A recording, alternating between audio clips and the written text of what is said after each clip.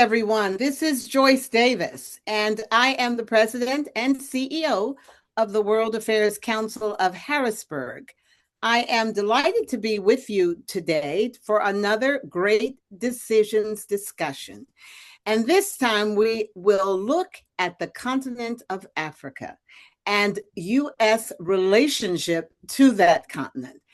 We are delighted to have with us Dr. Ali Dinar, who is an expert in African studies and will basically help lead our discussion of the foreign policy video that we are about to watch. And so I will ask now that Mary start the video, after which we will introduce Dr. Ali Dinar and begin our discussion.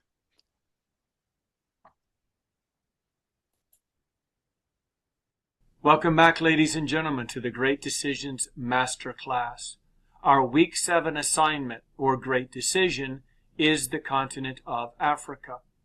Anytime we consider a country, or in this case a region, it's really important that we have an accurate understanding of its size, its influence, its potential.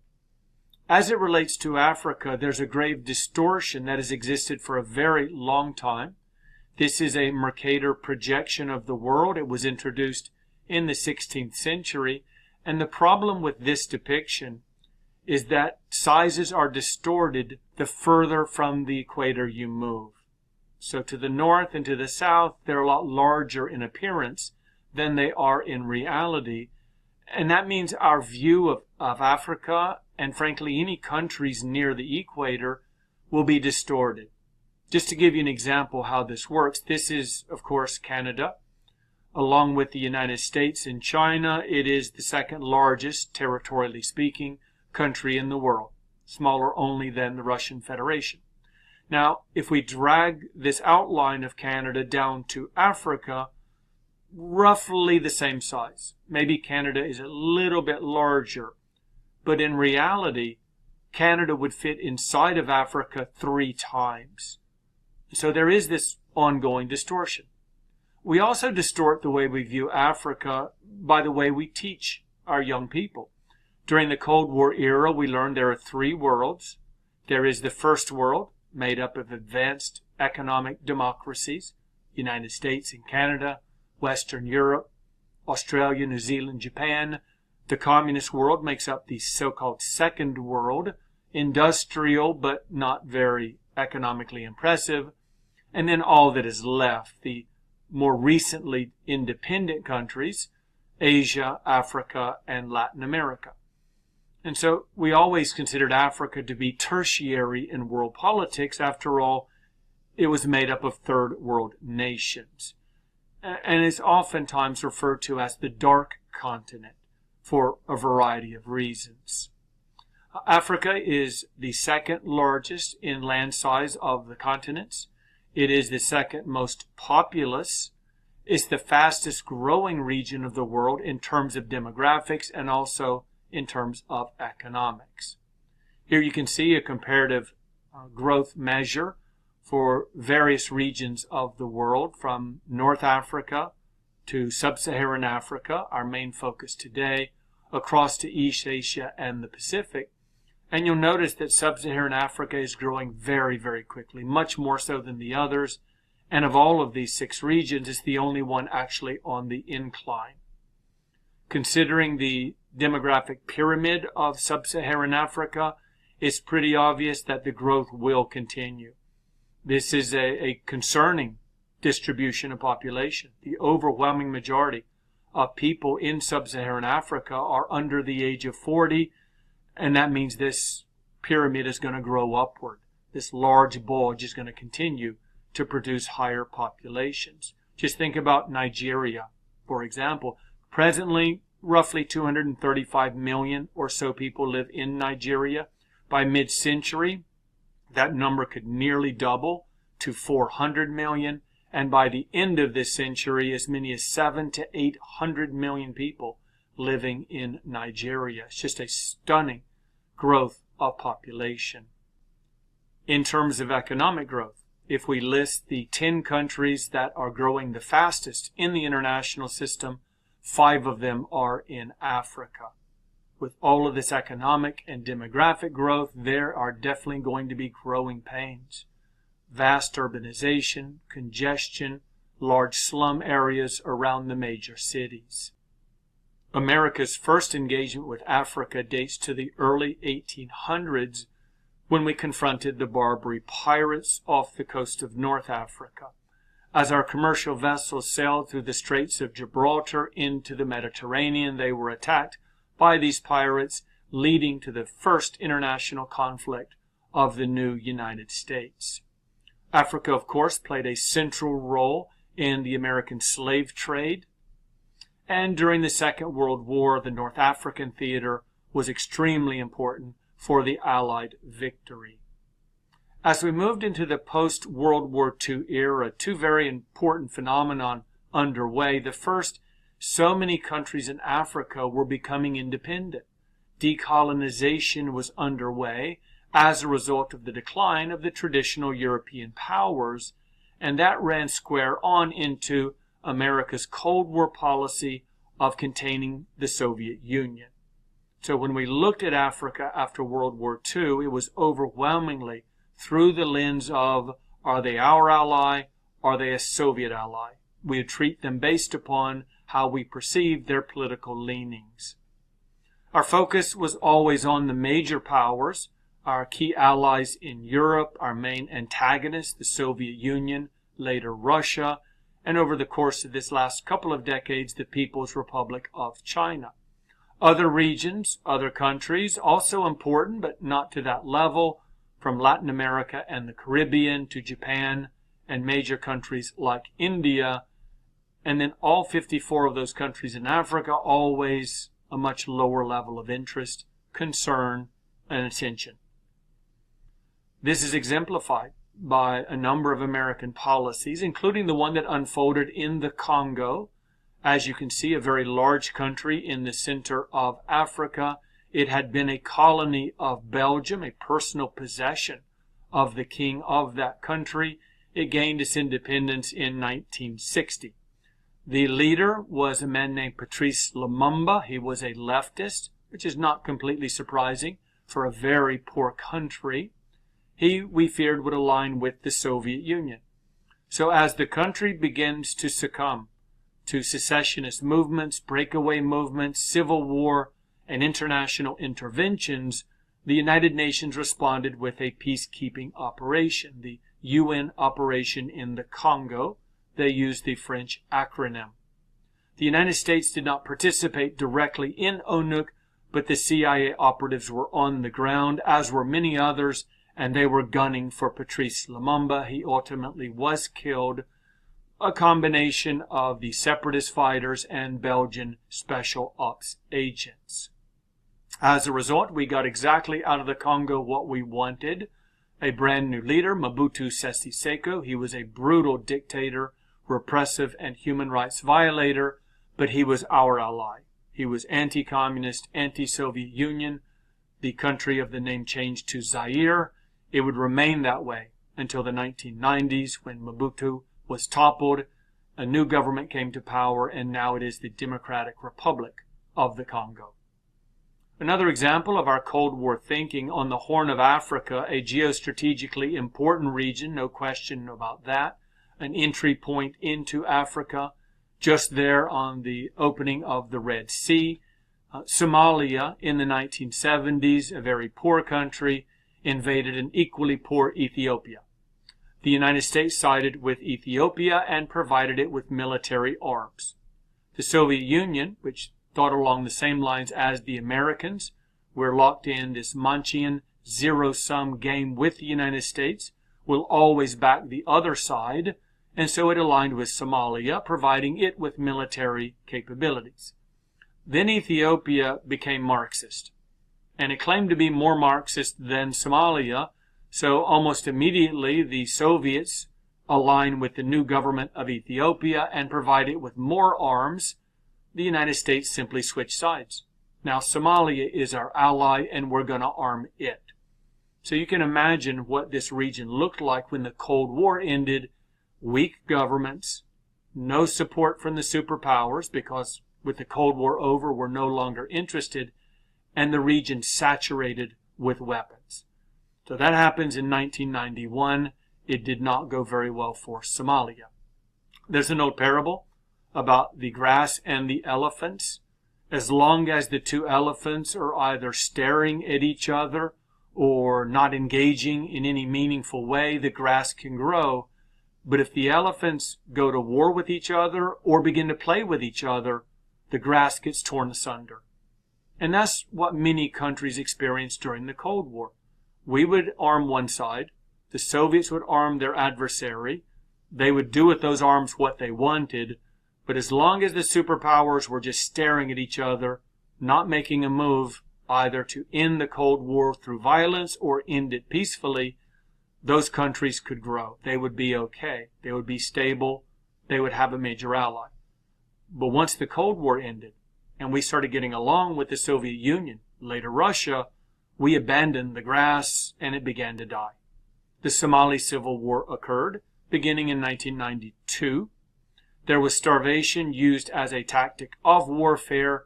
The United Nations responded with a peacekeeping operation. The senior George Bush decided to intervene with American military forces for two simple reasons. Number one, the United Nations was failing. It wasn't doing a great job. The American military could do much better. And number two, it's an election year. And this dapper former governor of Arkansas, Bill Clinton, is just hammering George Bush on the campaign trail about his total disregard for innocent lives in places like Somalia. And so we went in. We sent in the American forces to prevent people from starving. Colin Powell was a chief policy advisor for the senior George Bush. He approved this intervention under three basic conditions. First of all, we're there only to feed. We're not there to do anything else but to put spoons in mouths. It worked, and it worked impressively. We're going to limit ourselves to Mogadishu. That's the capital. A coastal port, very easy to get into, very easy to get out of. We're not getting out into the hinterland. We're not going to get shot in the back by rebel forces. And this operation will be done by the third week of January 1993 because that's inauguration. And this brand new president, we just don't want to leave this on his desk. Inauguration came and went. The forces were still there. Mr. Clinton decided to be more ambitious, that just staying in Mogadishu would not get the job done, and so forces began to fan out into the countryside.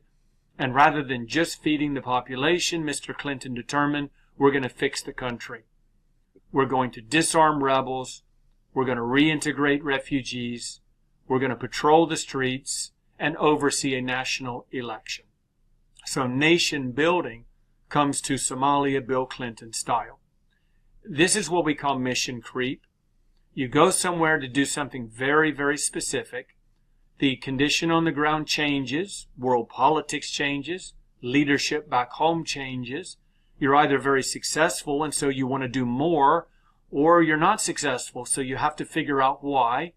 But over time, your mission is creeping to something that looks almost nothing like it originally did. And this is where you can get into very real trouble. We did. If you've seen the movie Black Hawk Down, one of my favorite military movies, it is a candy-coated version of the disaster that happened in Mogadishu.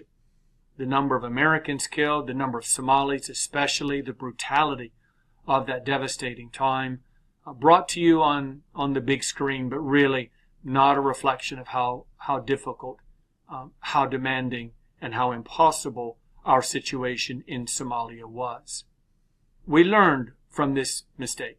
We learned that there's a very steep learning curve for any new president, that we're not going to do peacekeeping any longer. This effectively ends American participation in multilateral peacekeeping. Maybe that's a good thing. And we're not going to go to Africa again. Mr. Clinton was burned very badly on the continent. He's not going to risk that in the future. And the future was less than a year away because the disaster that was Rwanda began to unfold in July of 1994 in the capital city of Kigali. It was predictable. There were people on the ground. Italian peacekeepers were calling to New York, to the United Nations, to say, we really have to shut down these radio stations.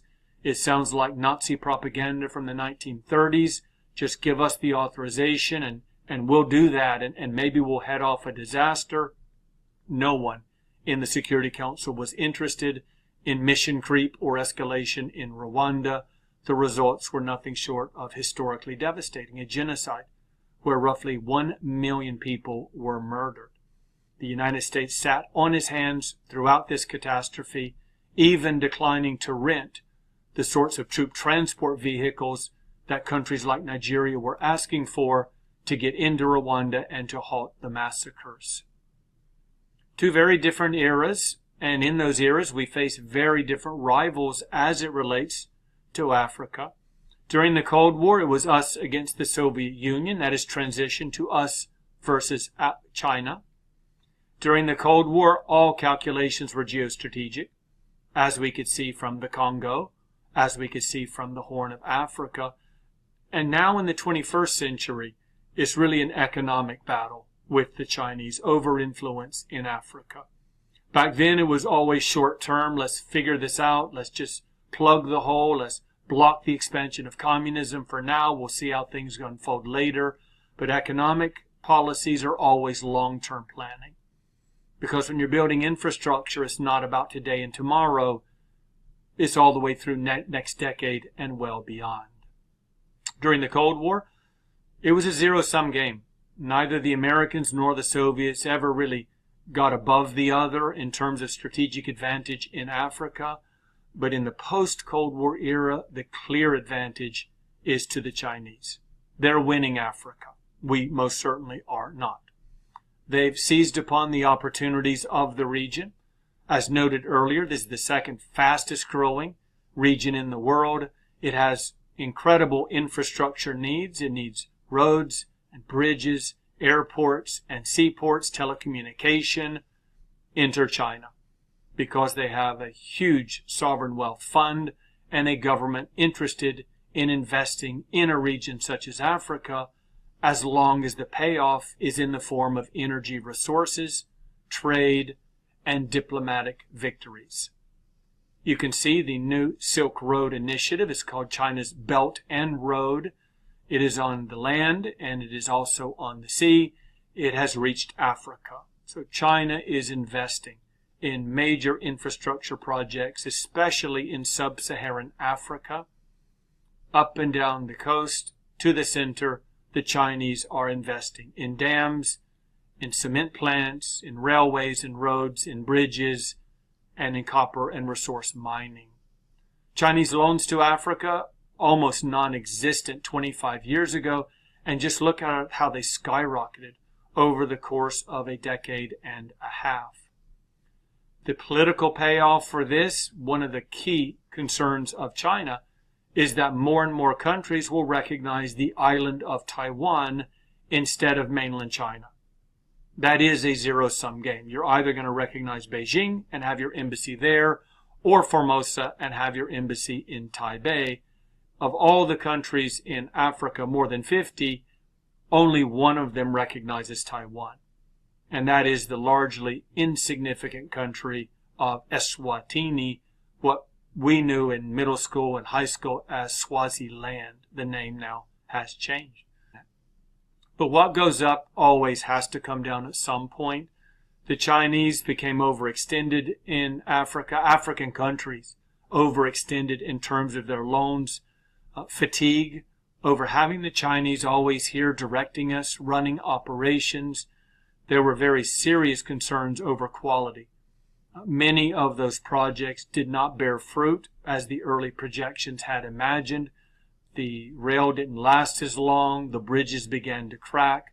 Maintenance and repair costs skyrocketed. And there really just was not the return on investment that the African countries had anticipated. And then, of course, we had a slowdown with China's economy. And as a result of these four factors, there's been a dramatic decline in the number of Chinese loans to Africa. This is not a COVID effect downturn. You can see it began in 2017 and was very low by the time COVID affected the global economy.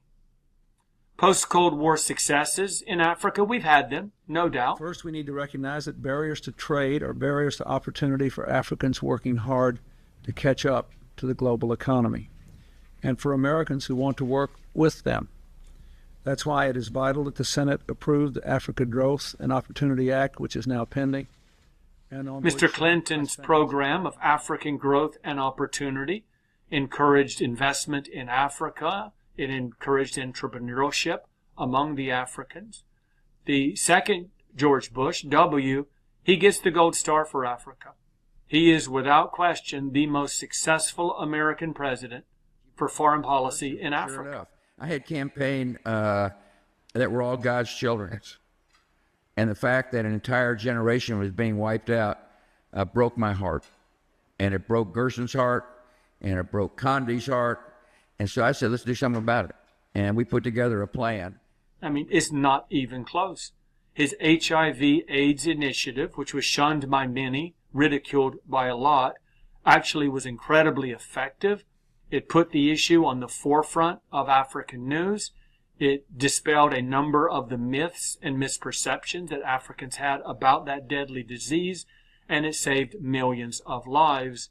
Then geostrategically, two rather significant victories, one in the Sudan, a country that was always separated ethno-religiously, the more light-skinned Muslims to the north, the darker-skinned Christians to the south and to the west.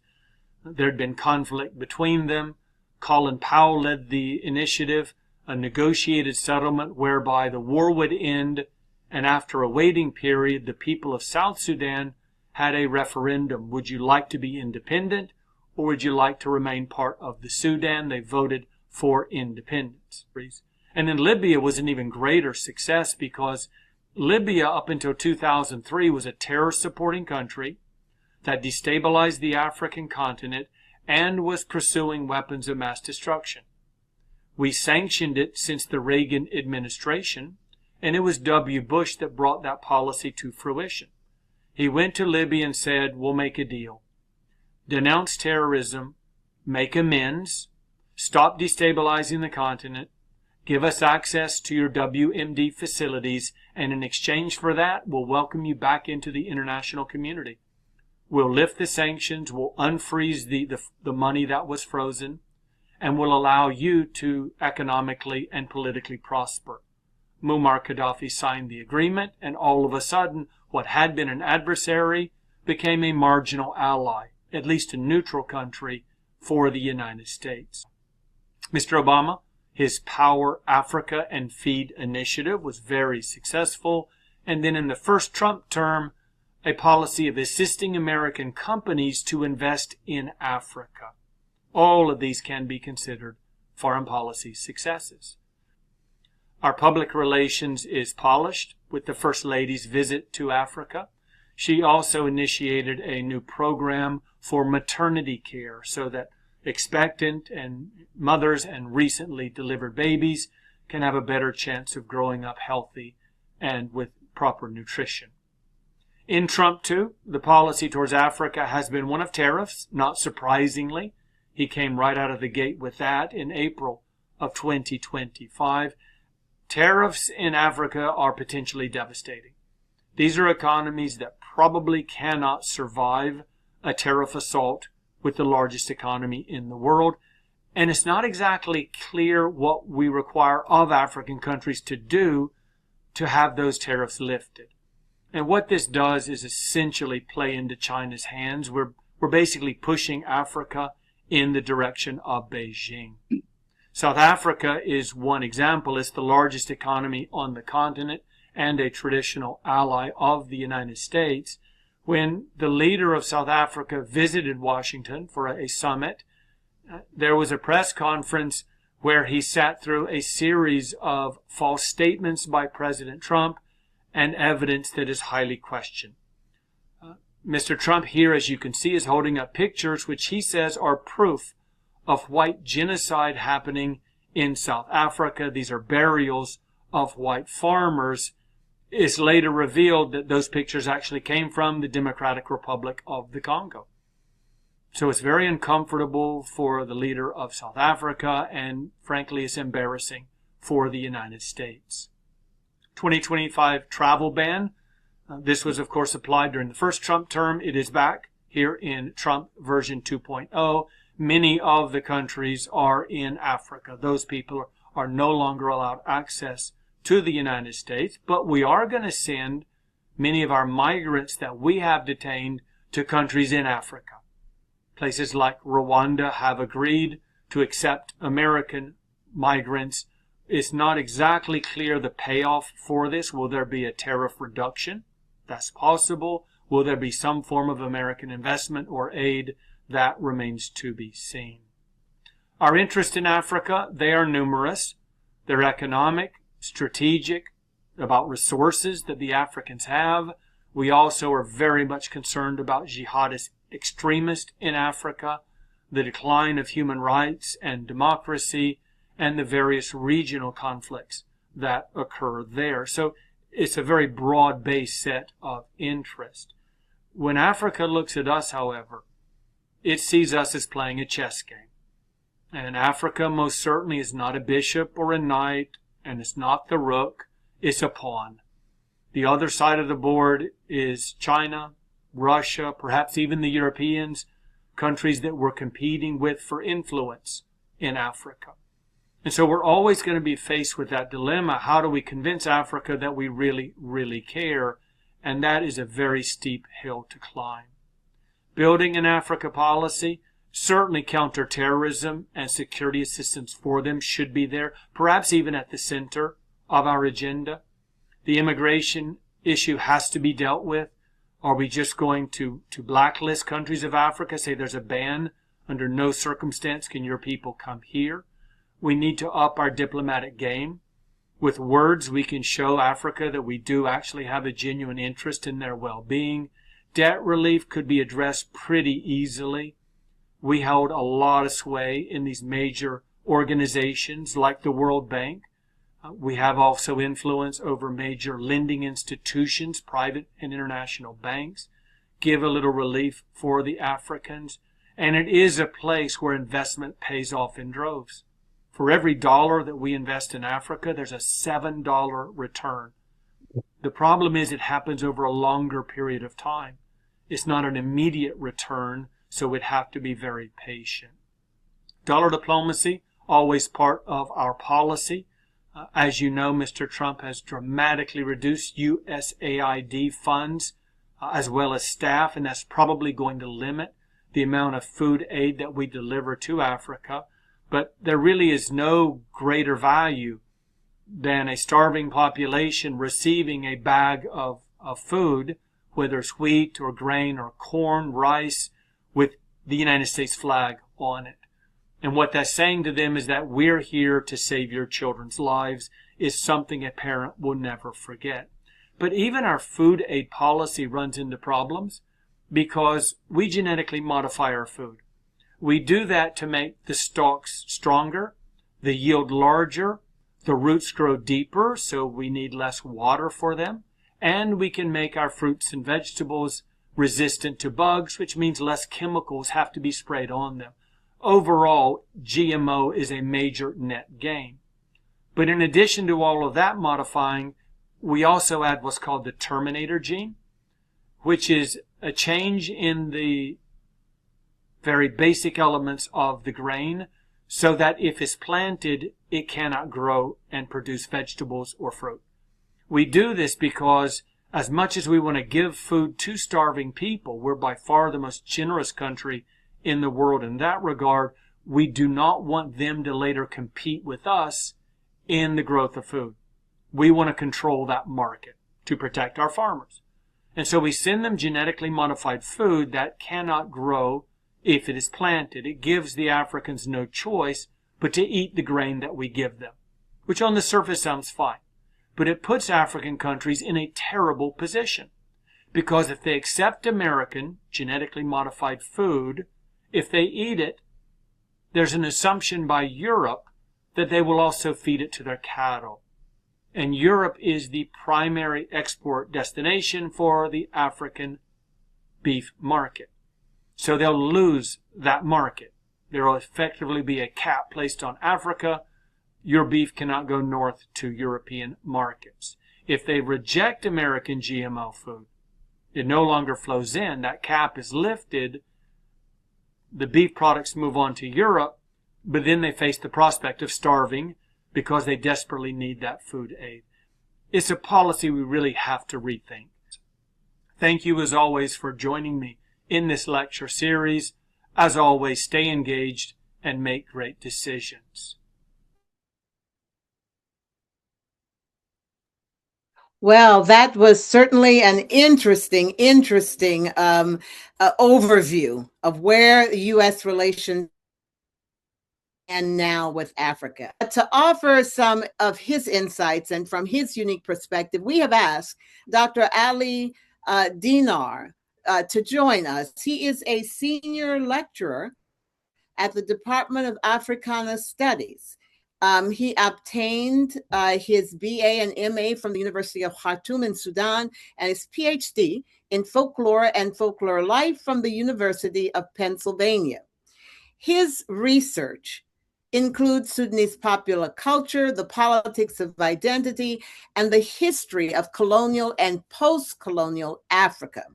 And among the courses he has taught are African conflicts, Sudanese Arabic I and II, reading historical Arabic manuscripts, the Darfur Conflict, Sudan Civil Wars, and dress and material culture. He has many publications and clearly is an expert on the issues that we would like to discuss today. I will also tell you that I have invited one of our board members who is also a Sudanese a native, Dr. Hajra El Sheikh, to join us. And she is here, and once we hear from Dr. Dinar, Hajir and I will begin a discussion on and ask questions of this esteemed expert. Dr. Dinar, the floor is yours.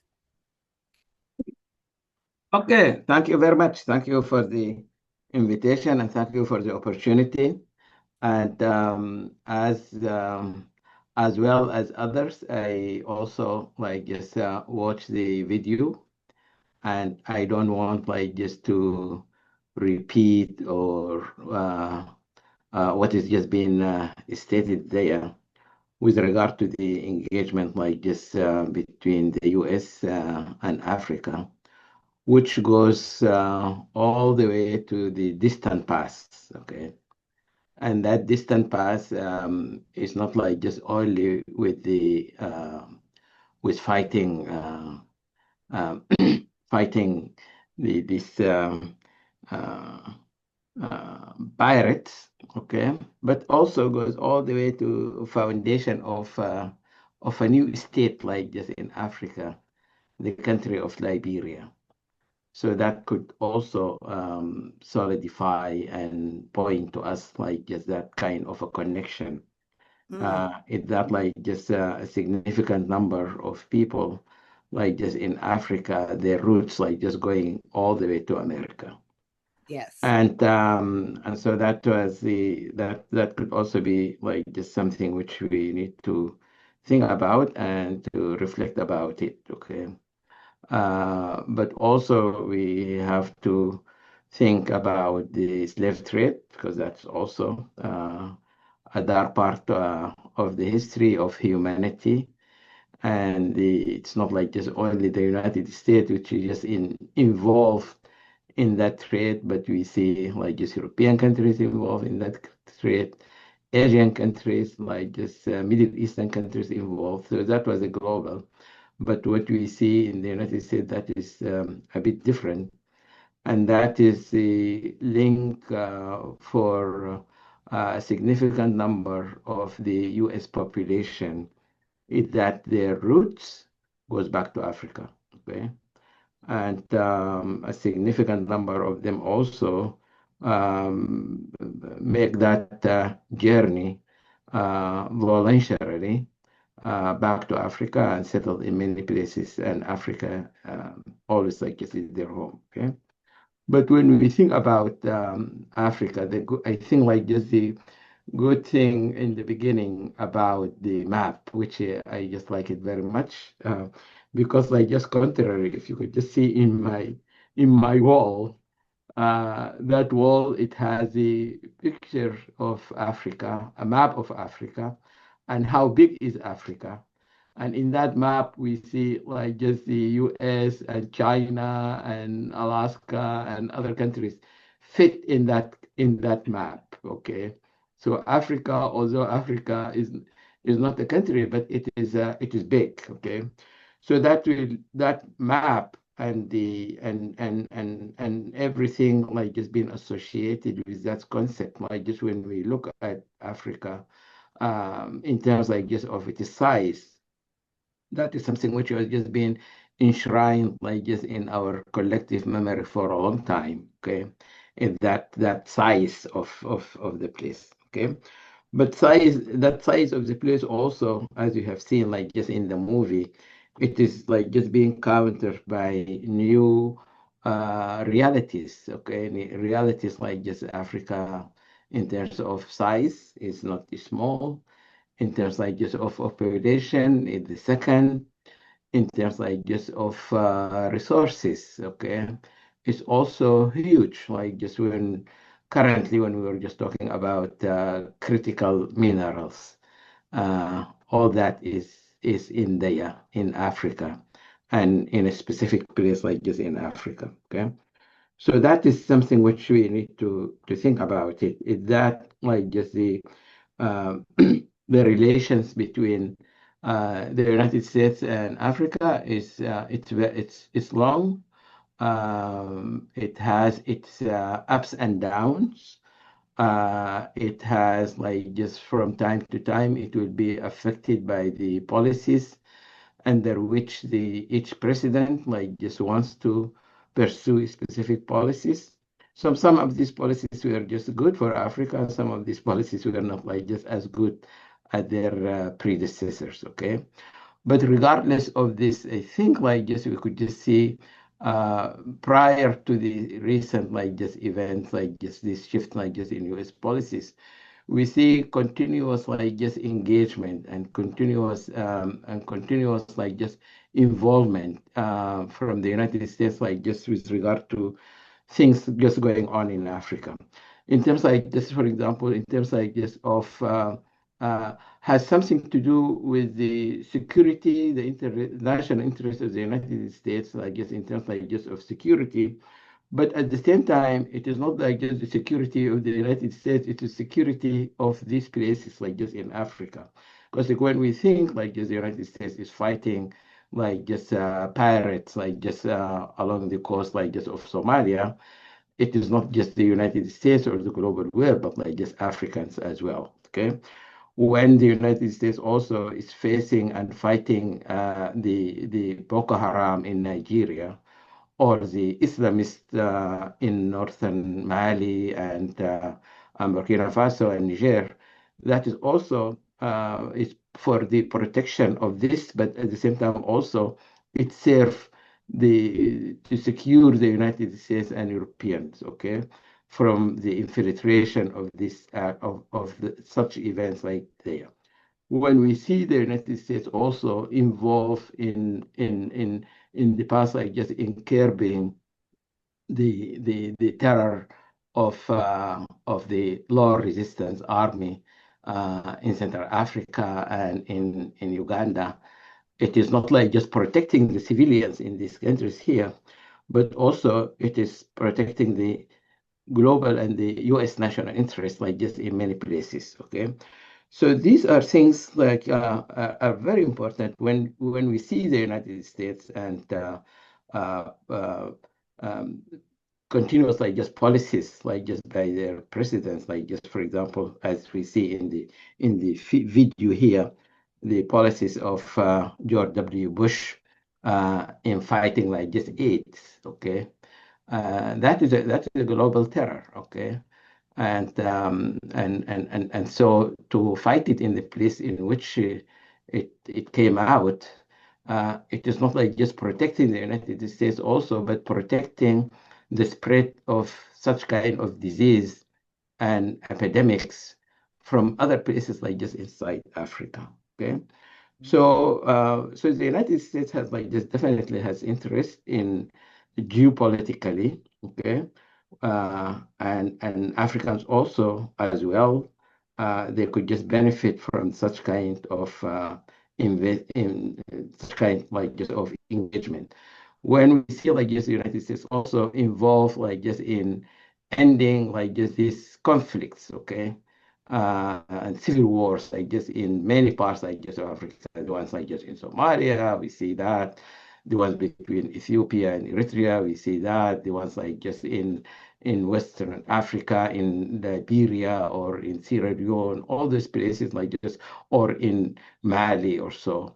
All those places like just uh, securing the interests of the United States, but also providing like just security to the places like just in the region. Okay, so that is one thing which we could see, and always like just we want like just this kind of engagement to be also two-way street. Like the United States will benefit, but the African countries also will benefit. And one of that benefits, which we have just seen in terms like just of the economy, we see that like this the AGAWA, the African Growth and Opportunity Act, which started during the time of President like just Clinton, and just like just I know that like it was just being expanded like just for 1 year by the current president, President Trump. Okay, and to see who is benefiting from that, like just it is over like it's like just about 40 African countries which are just benefiting.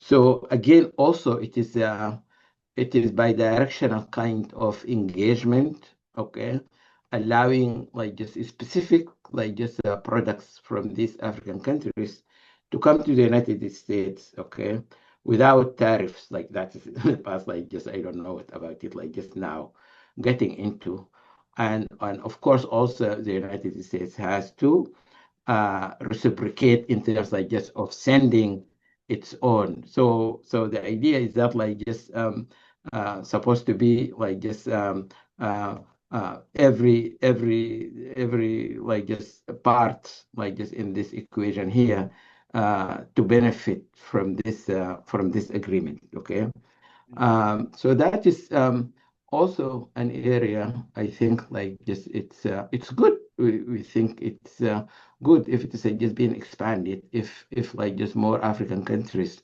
will get involved into that. The other thing also which we just see like just recently with regard to issues like because of the time in which you are in and our thirst for getting materials and minerals, which are we can't find it in other places with that abundance. Okay, and this is the critical minerals which were just being found like just in Africa and specifically like just in Congo. The Chinese were there before that.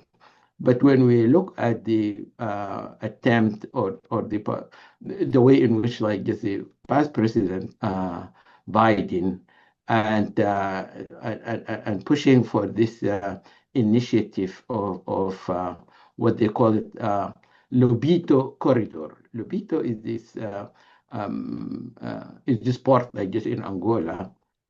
So rather than materials from these rich places like just of copper and cobalt and other rare minerals here, to go to the eastern part like just of Africa, eastern like just ports here, to come to the western parts, okay, which would be closer to Europe, closer to the United States, okay, and that investment, like just that railway, which goes all the way from Zambia and then Congo, DRC, Democratic Republic of Congo, okay, and then getting into Angola to the port like just of Angola. This is like just a very important like just gateway of getting these materials like just out. And of course, the United States will just benefit. These countries in Africa also, they would just benefit. This could just be like just another way in which like just the Congolese and other countries also could just market these kind of resources. And so that initiative like just started like just in the last days of President Biden. We just don't know like just now how commitment is the current administration in pushing that way. But I think when we hear about the engagement like just of the current administration putting an end to the conflict like just in Congo and getting into mediation between the Congolese government and the Rwandan like this government, and even the government of Qatar also like just being involved into that. I think maybe that could just be the way in which like just at the end like just that corridor will get like just more attention, because the whole idea here is just like just getting resources like just easily out. Okay. And I think it is for the interest like just of those like just diversifying those who are invested like just in these minerals, and not like just merely to be taken like just by the Chinese. So these are um, some of these interests, mutual like just interests, which could just be expanded. And but again, like just the opportunities for the United States maybe it's bigger, especially like just in terms like just of the Chinese like just investment into that. Okay, into these areas. Okay, investment like just in infrastructure, and not like just in getting things like just out, but like just what about like just the infrastructure? What about like just providing providing like just incentive to the locals um, under whom like just these resources were there. We see that like just especially like just in Congo, these resources were at many times like just a curse. Okay, Yeah. not a blessing. We have seen like just a lot of fighting like just going on. So I think like just the United States getting into that and thinking about dividends, good dividends, like just for the population, so that like we see that like just these resources are blessing and not like just always a curse or so. Yeah. Uh, Let me Thank you, stop Dr. you here so Ali. we can kind of sure. engage in a little, because you've given us a lot to digest here. Mhm. And one of the big questions, clearly one of the big questions that we have, and I'd love to hear from you, is, I mean, when even they talk about the Bush administration being the most impactful of recent administrations, do you agree with that? But it does seem like anything the United States actually does in Africa is for its own interests. It's for its own benefits, and frequently is not necessarily helping Africans long term. Is that right? I think that is long term. That is, I think like just for yeah, if we just take it like the this initiative about for fighting like just AIDS at the time, because like AIDS is killing was killing people. Okay, Right, right, and it is just beyond the financial capacities of these countries. Okay, right, especially like right. just when you think about it, like just now, no one is talking about AIDS, but like just at some point, like just in the early like just 80s or so on, it is a very devastating. Okay. So you think the United States actually did do a very positive thing for Africa under the Bush administration with the AIDS epidemic? Yeah, yeah.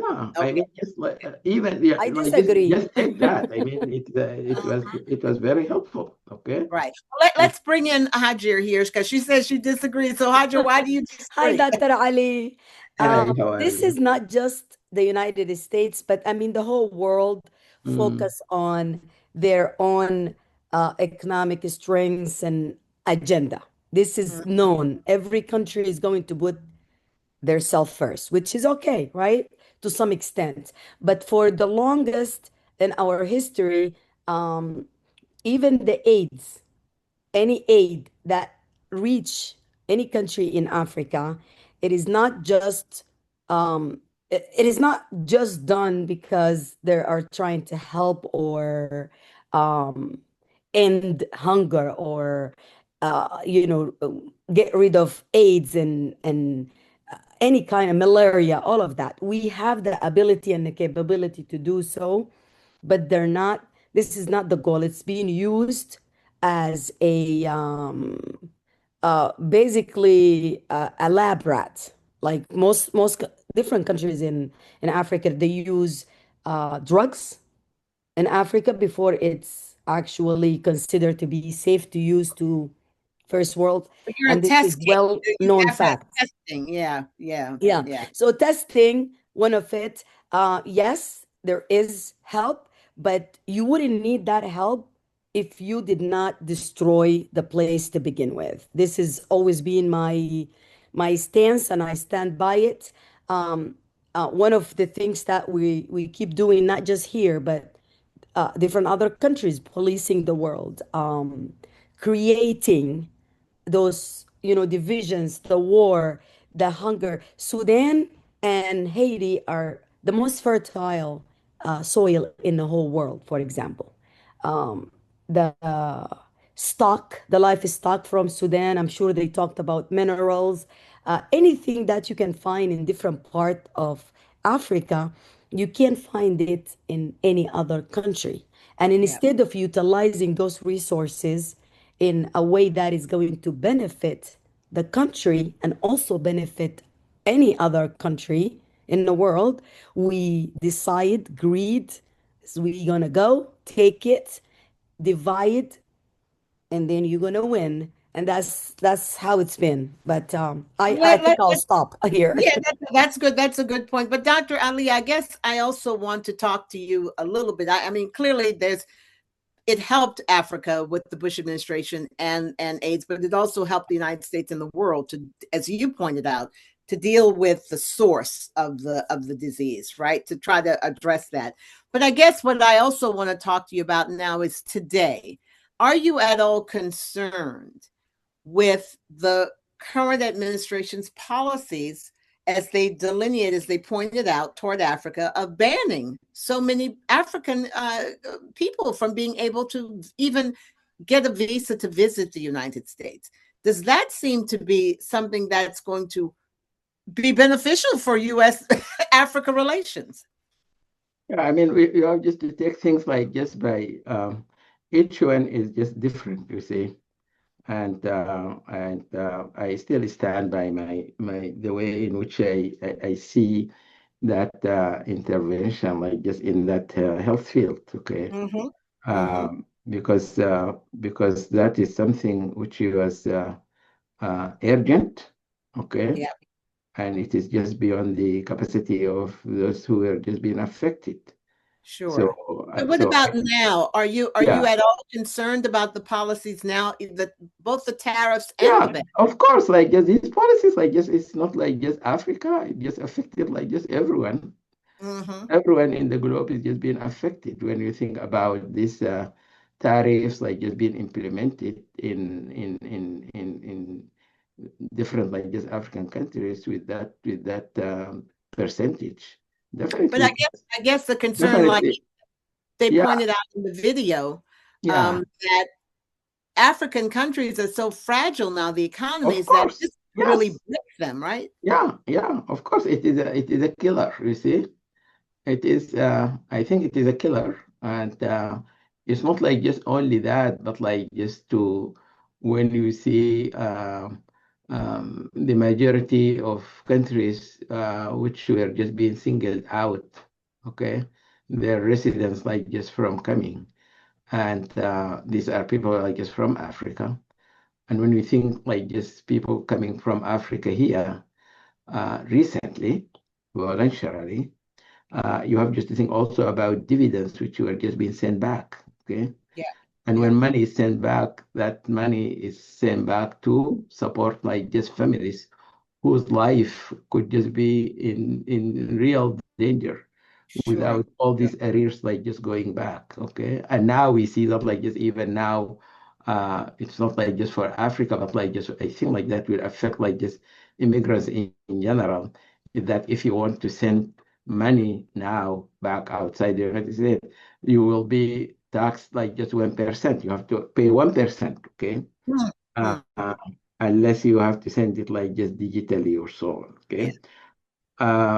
So yeah, It I is a mean, problem. Yeah. Let yeah. me ask Hadjer. Hadjer, what are your thoughts about the impact of this ban and of the tariffs on Africa and on U.S. Africa relations? I mean, even after the Trump administration, will we be able to recoup a good relationship with Africa? Yeah, this is going to harm a system that is already fragile. The tariff is not just affecting Africa, it is affecting us here. And people don't realize that um, everything that this current administration said during the campaign is to win the election, not because it's accurate. They say, "Oh, we're gonna make just like the border, right? We're going to make Mexico build the wall. We are going to make the other countries pay the tariff, and you are going to collect that money." So the simple person, and I don't mean to insult anybody, but if you don't have any knowledge with finance and how tariff work, you will assume that, okay, if I'm going to get cheaper merchandise and I am saving the taxes that I was paying in a tariff, this is going to help the economy. But it's truly the opposite, as we all know, right? And that's how this current administration won the election, or ran their election based on. Now, the prices are skyrocket. We hear the complaint. I'm not sure if you were aware that certain part in Florida now, close to even Mar-a-Lago, are switching to blue now. Because at the end of the day, when you hurt somebody and you affect their Maslow's hierarchy of need, we cannot think about self-actualization, living in luxury or enjoying anything if we can't eat, we can't have a place to sleep, or, just feel safe, which Right. we are But losing all of that. that's what's happening here in the United States. And my concern is that Yes. we're also hurting other countries, including ones as vulnerable as Africa. But Dr. Dinar, let me ask you, let's move to talk a little bit about China, because whatever the United States loses or does not do with Africa, China seems to be moving in to develop a relationship. What are your thoughts on how Africa and China are developing now? I think like just China was developing and has like just warm relations like just with the African states for a long time. Okay. And that like just by providing like just aids and by treating these countries like just on equal footing in terms like just of respect. Okay. Yes, yes. And in dealing also with issues like just very complicated issues like just with the building of infrastructure, okay, or Mhm. building of having like just all those like just structures, all those like just schemes, okay, whether railways, whether stadiums, whether roads, like just these are very tangible evidence in which like just people could just see and see that Right. like just that kind of a commitment, okay. And yet the video led us to believe that Mhm. perhaps things are not as good now between China and Africa because of problems with the loans, or the infrastructure was not done as well as it should have been. Are there Yeah, now problems with the yeah, relationship? because the thing is that like just when you think about China, also China is there like just to make money, you see. Yeah, When you yeah. want to make money, so you have to get into ways in which like benefit you more. Okay. And we Mhm. have seen that, like, just for example, in Zambia, with regard, like, just to copper production and how it created, like, just huge problems with the Zambians, like, just how the Chinese, like, just investment there, not abiding, like, just by a lot of Zambian laws and hurting workers. Okay. Ah, And right. so the same we could just say also with China's, like, just investment, like, just in the DRC, in the Congo, Hmm. and all these kind of violations and lack of respect to a lot of things, like, just which harm the Okay. community. All right. Well, let me take a question out here, and I'll have both of you comment on this. Ella Mhm. is saying it seems like the U.S. government's interest in Africa is primarily economic and/or military, and Mhm. often mostly exploitative. In contrast, I would like to raise up African leadership on human rights.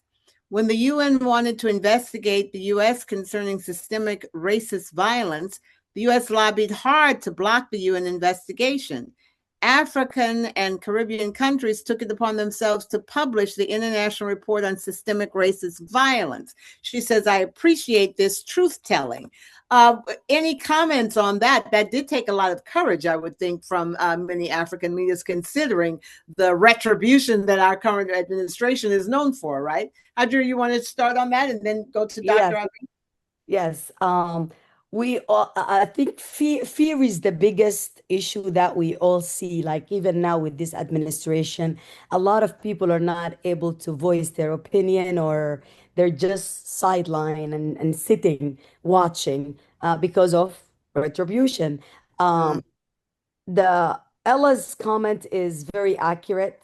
Exploitation, not just resources, human trafficking, etc. You can go down that list. And I am not taking the blame away from African leaders themselves, because we put ourselves in a position that allowing the division, allowing if you're united, let's just say, yeah, and most of the African countries are thinking of how we can utilize our own resources, not relying on purchasing weapons. For example, the militia, the Janjaweed in Sudan, or the military, they're both are one coin, just different side of the coin, right? But where did that weapon come from? They purchased it, they intentionally went and purchased the weapon, exchange it with the gold, with the resources that we have in Sudan, so they can harm their own people. If you give me a gun to shoot my family, and I said no, or took that gun and put it in my pocket, nobody will be dead. So there is, it takes two to tango, yeah, yeah, Joyce. yeah. Um, I see. So you're saying that African leadership and the African people themselves bear a lot of responsibility for the situation. Dr. Dinar, what are your I don't thoughts? like blaming victim, because if we look at the long slavery, Hmm. Sudan was preoccupied by Great Britain, and so are many of the country and the continent. This is all they knew. So this is it's not easy for me to say, because you cannot blame a victim and say you caused your abuse, right? But at Right, some right, point, as a victim myself of, say, for example, domestic yeah, violence, it's the right, same right. situation. At some point, you need to stand up. Yes, you might be denied of education, denied of uh, maybe many things that could have helped you Hmm. reason or think correct. So Right, I don't want to put blame, but also I do want to put blame. I don't know how right. to explain it to you. So, Dr. Dinar, let's bring you into this. What are your thoughts? I think, like, just uh, it just goes without question, is that, like, just whoever, yeah, who, like, just who, like, just the United States has, just like any other country, has its own interest. Okay, Mhm, that mhm. that is not, like, just an issue, you see.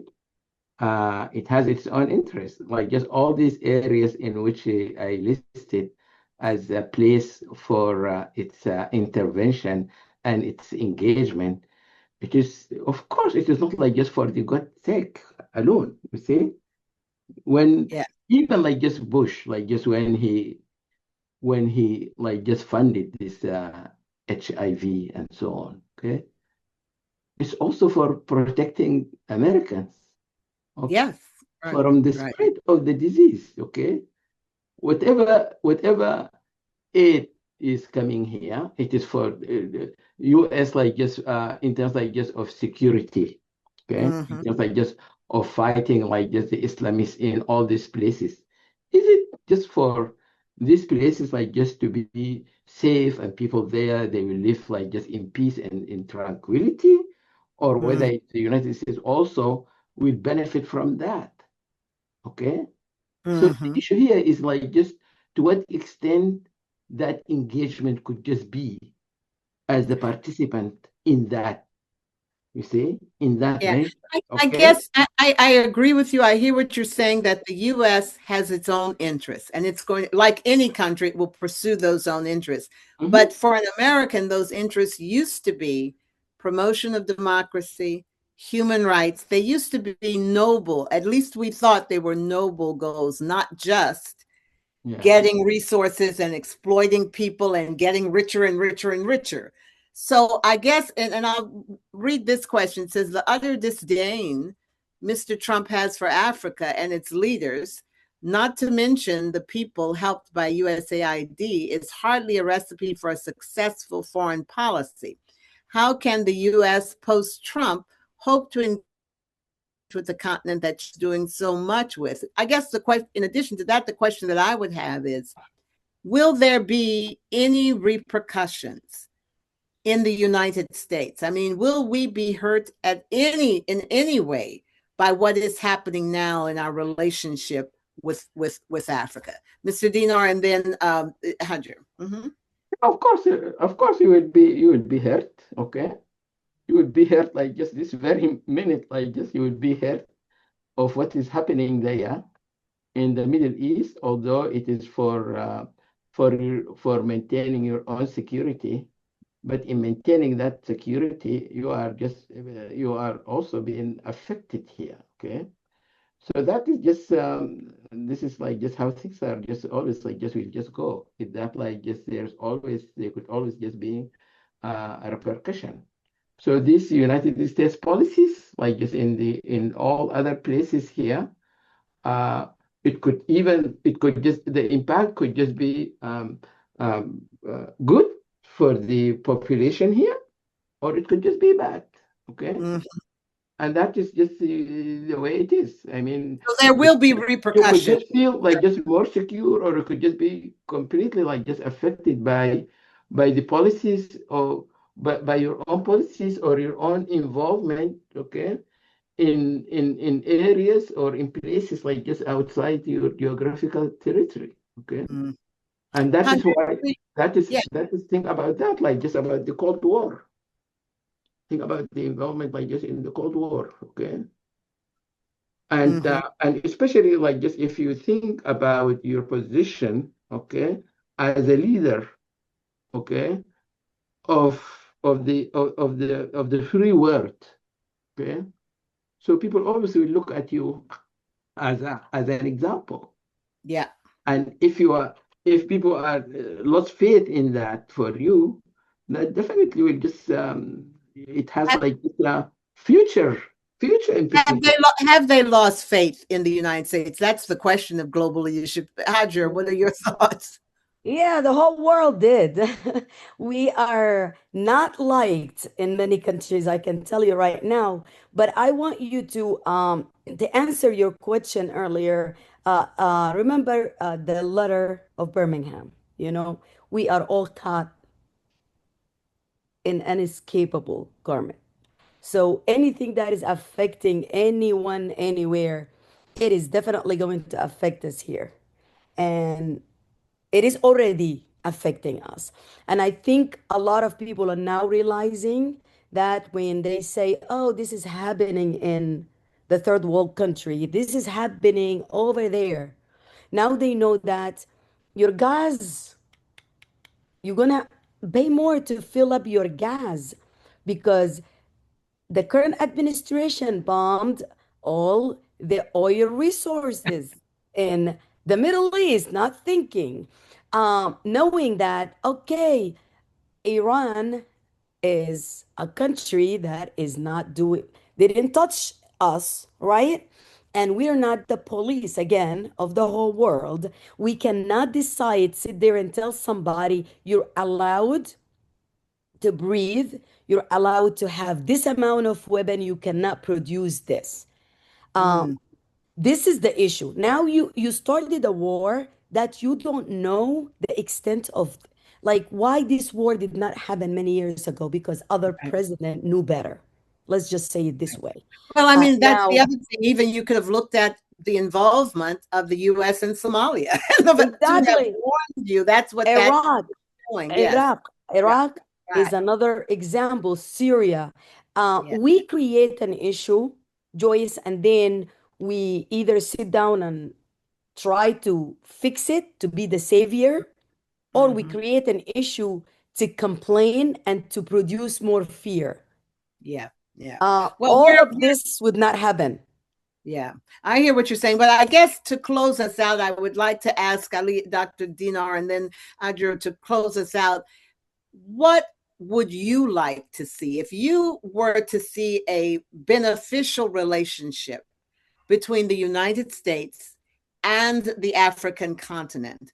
What are the things you would like to see and that you are hoping to see? Dr. Dinar. Okay, thank you.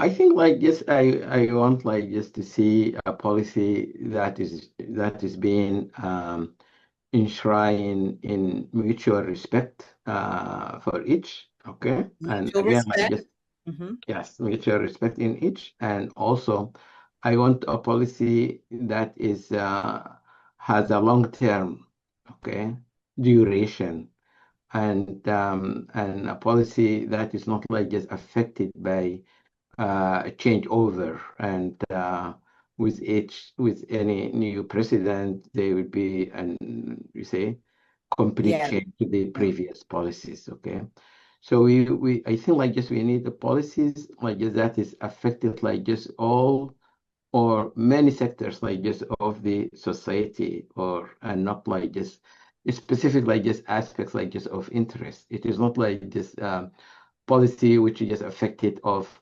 harvesting like just minerals, okay, and harvesting like just oil, and then like just we pay little attention to other aspects like just of health, of education, of respect like this, of human rights, and so on. Okay, so So we a have more to think of a comprehensive broader package. Okay, I think also we need like just policies that like just have long-term investment in infrastructure. Okay, and that infrastructure we cannot like just leave it like just for China.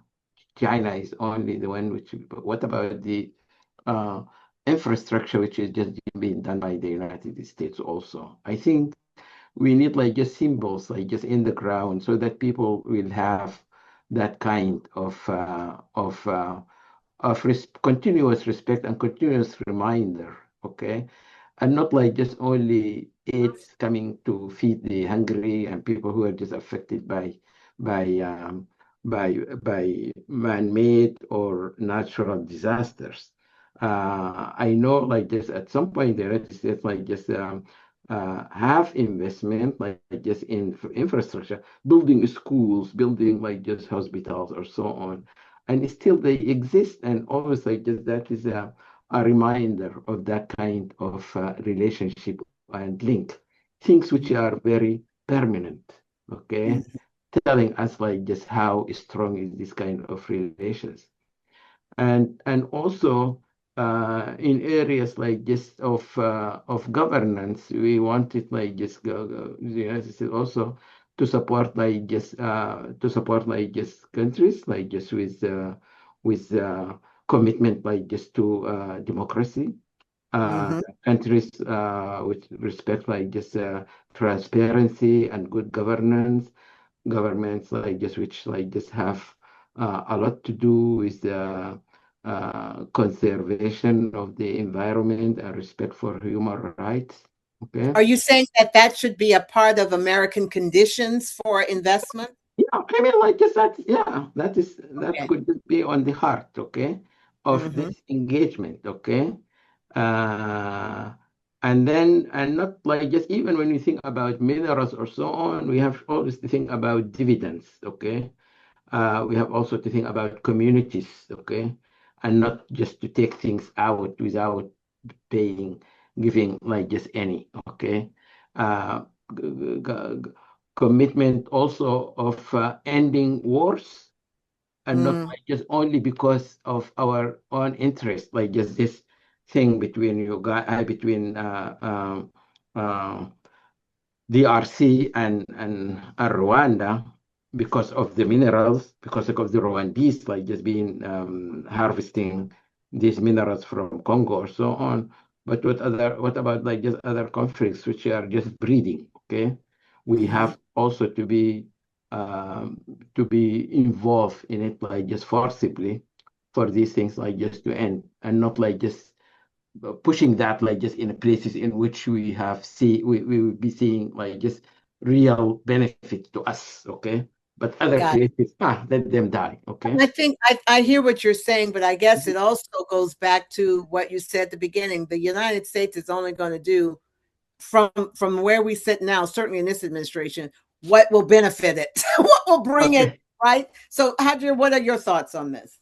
I don't think the administration is doing what it will benefit our country here. Like they're doing what it will benefit them. Let's just put that out there, right?